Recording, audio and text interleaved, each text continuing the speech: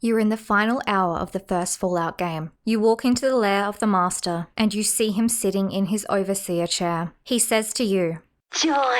Die. Join." Die. Hello and welcome to Anatomy of Fiction. Let me know in the comments, would you join the Master or would you die fighting? Today we are discussing the Master and his plan. What better place to start than at the beginning? Who is the Master? The Master, before he went by that name, was given the name Richard Moreau at birth. But when he was born, well, at some point before the Great War, he was one of the lucky few that made it into Vault 8, which you may know from Vault City. When Vault 8 opened in 2092, Richard did not last long in the community. But what would be the cause of his exile? Well, murder. Yes, he was a murderer. After his exile, he changed his name to Richard Grey. I guess that goes along with his morally grey vibe. Along with the name change came a change of scene. He made his way down to the hub, which is where he established himself as a doctor. He became very popular there, being seen as a successful doctor and also a knowledgeable philosopher. Now, if this was the end of the story, he would have just turned his life around. But no, that would be too easy for our eventual villain. As he became an influential member of the hub, he was heavily relied upon, especially when the hub starts encountering super mutant attacks on their caravan routes. But why is the Master important for this? Well, he joins the group that are hunting down the origin of these super mutants. He of course assumes a leadership role, as he is the Master. This is in the middle of the year 2102. Anyway, this little side quest was organized by our friend Harold. If you remember Harold, the helpful ghoul from the hub, this is his origin story too. So the Master, Harold, and the rest of the team made their way out to Mariposa military base. This base at the time was filled with super mutants, which anyone would take as a good sign of being the source of the problem there. There were also a bunch of security robots throughout the base. Harold and the Master were the only ones to actually reach the deeper insides of the base and make it to the vats. Yeah, as it turns out, the super mutants were not very happy to have company. To be honest, I don't enjoy when I have unannounced visitors either. But anyway, so Harold had a little dip in the forced evolution virus vat. After being knocked in by a robot crane, he was able to get to safety. He was knocked out and woke up in the wasteland. His last memory of that place being of the Master, who was still a human at that point, falling into what he thought was a vat of acid. So the Master floated around in the vat of forced evolution virus for several days, almost drowning due to being unconscious. This may explain why he looks closer to chewing gum stuck on a computer rather than, well, a person. Let's quickly review the pre-Master timeline before we move on. We can see that he was born before the Great War, so he saw the devastation that it caused. We don't know his exact date of birth as it is not mentioned in the Fallout Bibles. So someone asked Tim Kaine if he does know. Vault 8 opens after 15 years, and Richard ends up committing some heinous crimes. Then, after being kicked out, he becomes a star citizen of the hub in the next 10 years before his fate would change. He, after a week, managed to climb out of the vat. However, due to the long period of exposure, he was still having mutations. Eventually, these mutations started to stabilize and he began to gain clarity and intelligence. He gains the ability to solve complex philosophical problems. He may even be able to answer the question, what came first, the chicken or the egg? This is when the beginnings of the Master's plan would be formulated. The Master would start having these great plans of experimenting on animals to understand how the virus vat works. He took animals infesting the military base and would dip them in the vat to see what happened. And on one especially adventurous day, he did this with a rat and a dog at the same time, seeing them fuse together into a new creature, a post-apocalyptic version of cat dog, if you will. This is where he came up with the theory of unification. He did for a time run out of both willing and unwilling subjects, so he put these experiments on a pause, shelving them for later. Now, in December 2102, Master would use himself as a test subject, which is never a good idea in the world of science, unless you are the Master apparently. He starts giving himself injections of the virus from the vat in various body parts. This is where he gains the ability to link with computers and access their databases through a strange version of viral telepathy. After several failed attempts at creating other super mutants that were intelligent, finally in January 2103 he would create his first follower. This first in his hive mind and thus Unity was finally born. But as we all know, Unity wasn't just the Master and that one dude.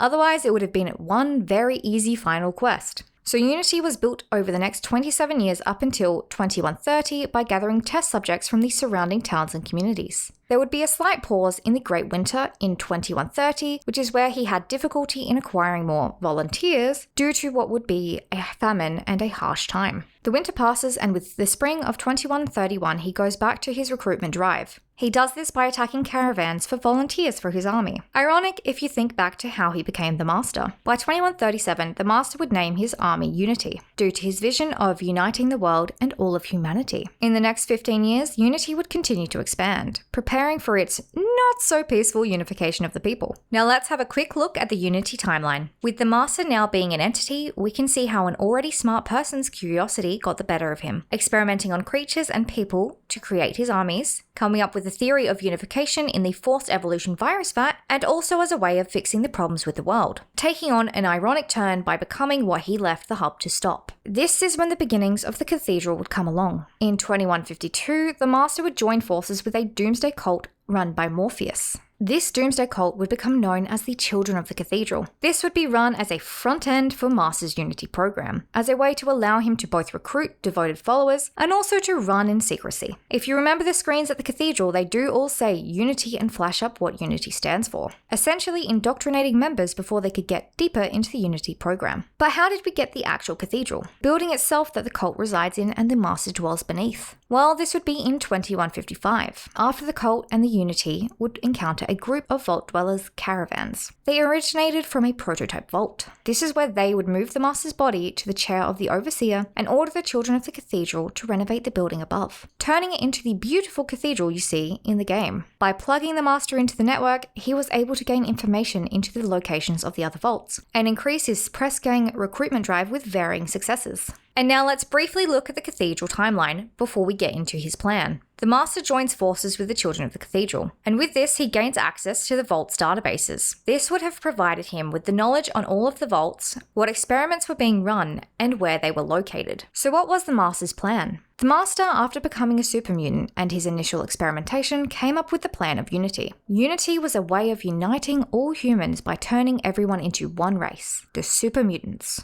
This was both voluntary and forced. For those who were not able to become a super mutant or unwilling to become a super mutant, they were, according to the claims of the Master, only allowed to live if they were willing to be sterilized. Which is ironic considering the problem with super mutants. If they were not willing to undergo this procedure, well, they were executed. I will remind everyone, especially those who have not played the game in a while, the Master did not know that the super mutants were sterile. You would think that this would have become obvious considering his army of super mutants had been around for just under 59 years.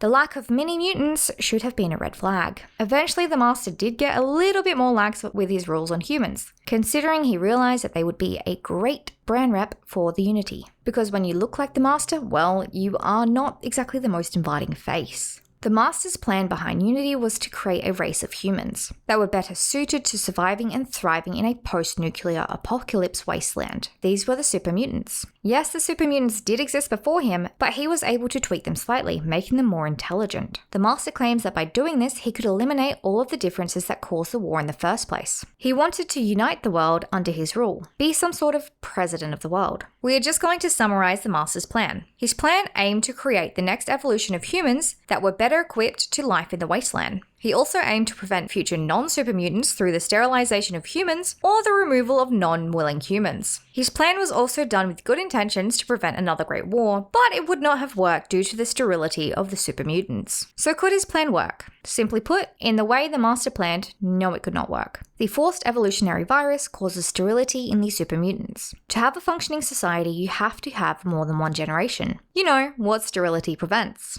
having another generation.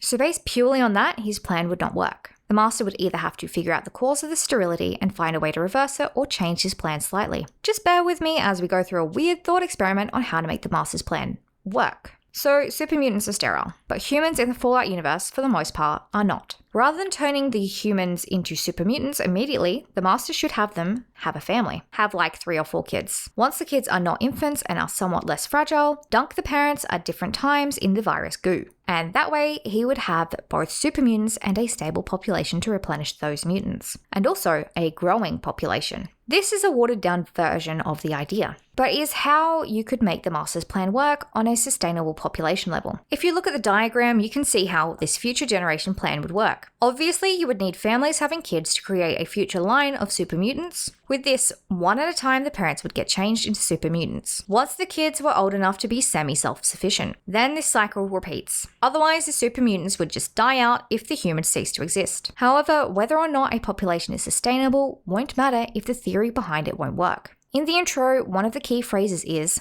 war. War never changes. Well, why does this one phrase matter so much? Here's the thing, the Master's society is built on violence. He gained his following in part by imprisoning and kidnapping others, forcing them to become super mutants. Yes, he may have convinced them before or after the fact his ideals were how the world should be, but the majority, especially initially, were not willing participants. If we look at a historical example, more specifically the Khmer Rouge, in Cambodia back in the 1970s, some of the survivors' stories do give the same impression. If you weren't with me, you were against me. But who were they fighting against? This was not a country versus country. No, the Khmer Rouge was an instance of you lived in the wrong area, so you are the enemy. You have the wrong job, so you are the enemy. You are trying to get an education, enemy again. Even those who wore glasses were considered the enemy. But why does this matter? Well, the Master speaks about a world without race would be a world without war. Even without race as an issue, the Khmer Rouge killed between 1.5 to 3 million people. The point is, race is not always an issue when it comes to war. People will fight each other over the most ridiculous things.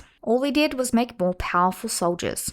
But is the Master a realistic villain? Yes, the Master is a realistic villain. Unlike many villains or many characters in modern media, the Master has an origin story that leads him to evil, but he does not see his plan as evil, which most who end up on that slippery slope do not see themselves in that light. The Master has a very the ends justify the means approach to his plan. Like, yes, the forced evolution virus only has 15 to 20% success rate on humans, the rest are ghouls or deceased, but he sees this as a necessary sacrifice to prevent future evil. The Master lived through the Great War, he saw what the world was before the wasteland. So for him, it's about preventing a worse world, which is what he was doing in his mind. He sees his idyllic society as the best possible outcome after the fallout, but in reality, it just gives people more power to fight. Because of how ingrained he is in his plan, this is why he has most likely missed the fact that super mutants were not having kids, and why he was not able to realize that his plan was not sustainable. By giving him flaws like this, it did provide more of a human side to the Master, rather than just a cartoonishly evil or an Austin Powers style supervillain. Don't get me wrong, Austin Powers supervillains are hilarious, but they make a point about being cartoonishly evil. The multiple voices and the glitchiness was also a great way of showing that the Master was not all of the way evil, he just did not understand the moral and ethical implications behind turning all humans into super mutants. He saw it as a necessary evil, or a means to an end.